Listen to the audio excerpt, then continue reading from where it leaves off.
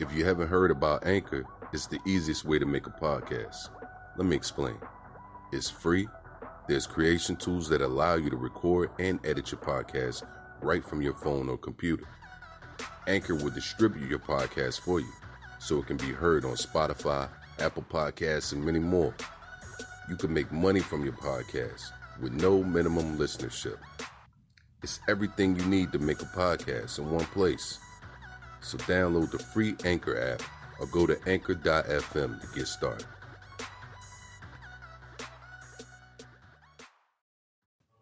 Welcome, family, to another episode of Something to Say. I'm your host, Stan B. And this episode, we're going to be talking about something that's going on right now in real time, which is the day the 45th President of the United States attempted to overthrow the U.S. government at the U.S. Capitol. Ready to hop into it? Let's go.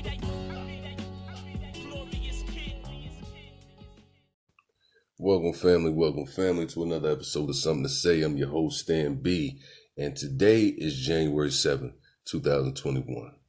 Yesterday, which would have been the 6th, 2021, is a very important day in American history. I'm going to say it again. January 6th, 2021 is a very important day in American history. Now, you say why? You probably already know, but if you don't know, the 45th President of the United States of America instigated an attempted coup on the United States government at the U.S. Capitol. All right, let's go back. One more time. The 45th President of the United States of America instigated an attempted coup on the U.S. government at the U.S. Capitol. Crazy, right? Because that almost sounds like we in a third world country. Don't that kind of stuff happen in third world countries? Like, I don't know, like if, I got the country Somalia, something like that, in places in Africa, Nigeria, those governments that's foreign to us. That don't happen in the United States, man. You know what I'm saying? That don't happen in the United States. What? You never would have thought something like that would happen. And it's just, it's mind blowing, man. It's mind blowing just to even think about it. You know what I mean? Like, and then, we'll get into some other stuff. But I sometimes, man, when I be thinking about stuff, man, my mind be racing and, I be getting ahead of myself, right? But all of this was pretty much instigated. It's been instigated for the last 4 years. Let's keep it real. People that support him, I don't have anything against people that support him. You could support people as you choose as far as politics and stuff like that go. But here's my only thing when it comes to that.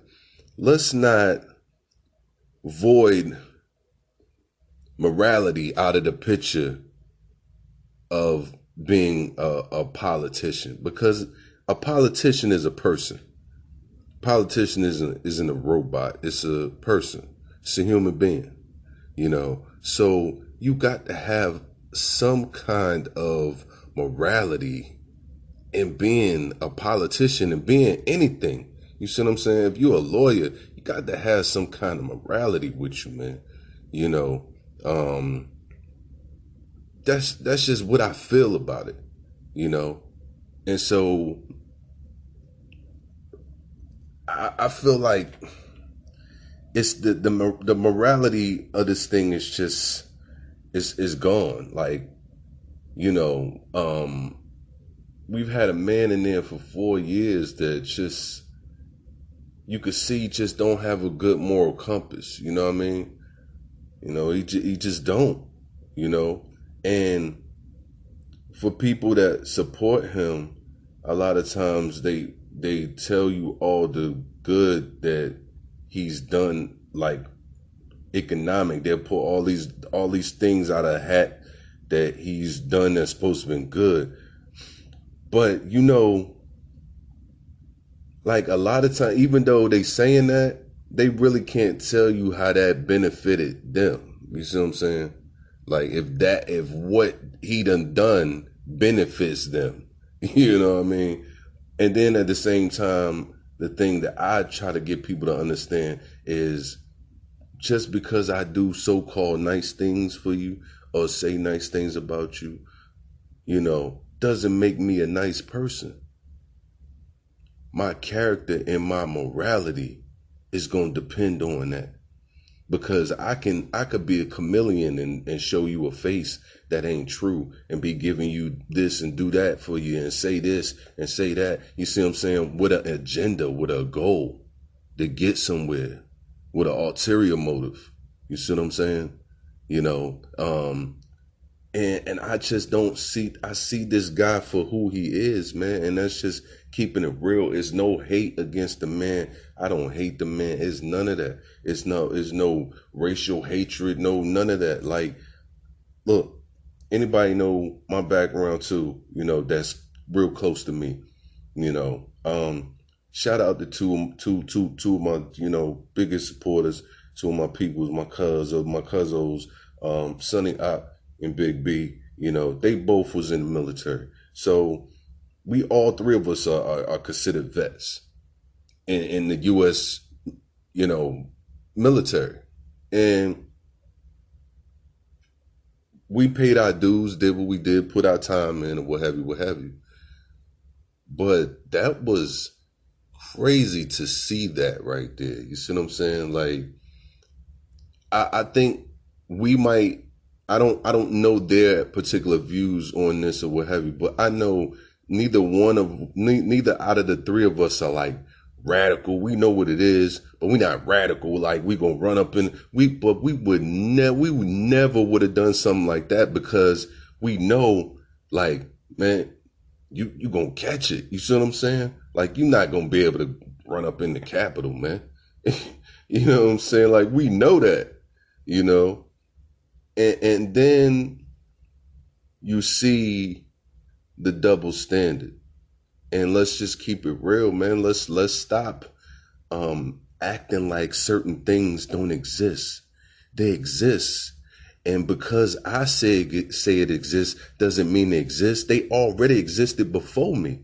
You see what I'm saying? So by me saying they exist is saying I've experienced or I've seen it to exist.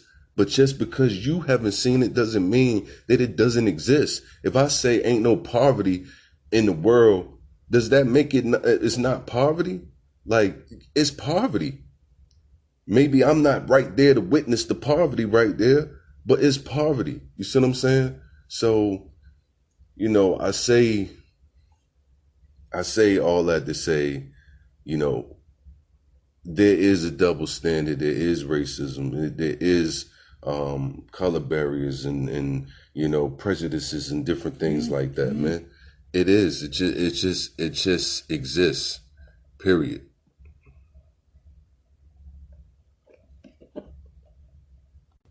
Point blank. Period, man. It just exists, and ain't no way around it. That's what the George Floyd and all. That's what that's about. That's what all of that was about. You see what I'm saying? Just being equal, feeling like we getting slighted, So,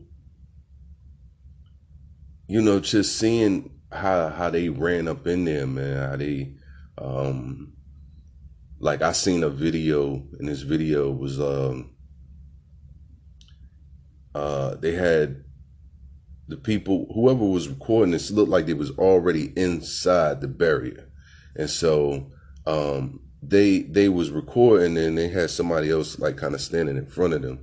And you could see the officer at the barrier. He opened up the barrier so they could come in. All right, so they didn't storm They didn't listen now. They didn't storm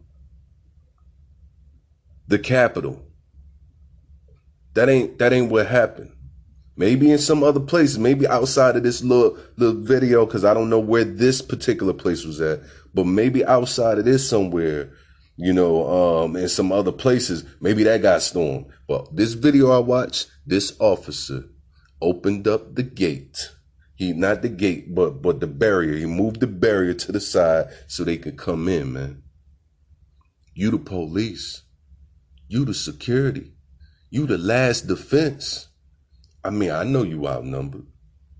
We know that. We know you outnumbered. But damn, I can't let you in. You know what I'm saying? I mean, I'm not saying let the people kill you, die for your job, but man, you definitely would have been a hero. You'd have got that one. You know what I'm saying? But you don't get it for letting the people in. I mean, now if they had just knocked the barrier down and knocked you down, then all right, cool. I get it. You just open the barrier up and let them in. What kind of defense is that? But anyway, just seeing all that. Do you know they made it inside the Capitol? But the double standard is people were protesting. Black people, white people, Asian people, Puerto Rican people were protesting because of the death of a man at the hands of the police that put his knee in his neck, and the man couldn't breathe, had their knees and legs on his back. The man couldn't breathe and said it repeatedly. He couldn't breathe. So that sent shockwaves throughout the whole world. I don't care who you are, man. I don't care who you are. If you're listening right now, you're human. So if you're human, seeing that should have that should have tore your heart up. That should have hit your conscience, hit your soul, everything. I don't care what color he is. He just happens to be black. He could have been white. He could have been Asian. He could have been Latino. Whatever. I don't care what he was, man. I don't care. But that should have made everybody mad. And it didn't. It didn't. You had people justifying that was okay for an officer of the law with his hands in his pocket on the man's neck when they started doing that. So people were mad. They were frustrated. Yeah, did it get out of control? Yeah, burning down cities. They was burning down. I'm talking about in Minneapolis right after what was going on, because that was the first place that was getting burned down. You know what I'm saying? But that's a buildup. That's frustration. But people want to forget about the other young boy, Fidel Castillo, in his car that was shot by an officer of the law, while letting them know that he had a permit to carry a gun inside the car. You know what I mean? They forget about that. Like that just fly over their head. The man had his daughter in the back seat. His daughter was 4 or 5 years old. So looking at that, what you think? I don't even know how old she is now, because I couldn't tell you the year that happened, but it was some years back, not 3-4 years back, maybe. I'm not sure. But still, regardless, she won't no baby. She's a baby in the sense of a young child, but she wasn't no little baby. You know what I'm saying? She's 4, 5 years old. That's a memory she will always have with her forever, man.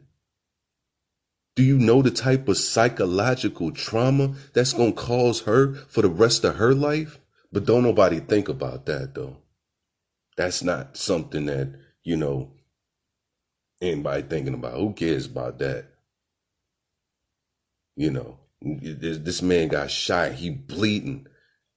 His girl recording. He bleed. You see the life leaving up out of him. That should do something to somebody. That should make you feel some kind of way. But it doesn't, man.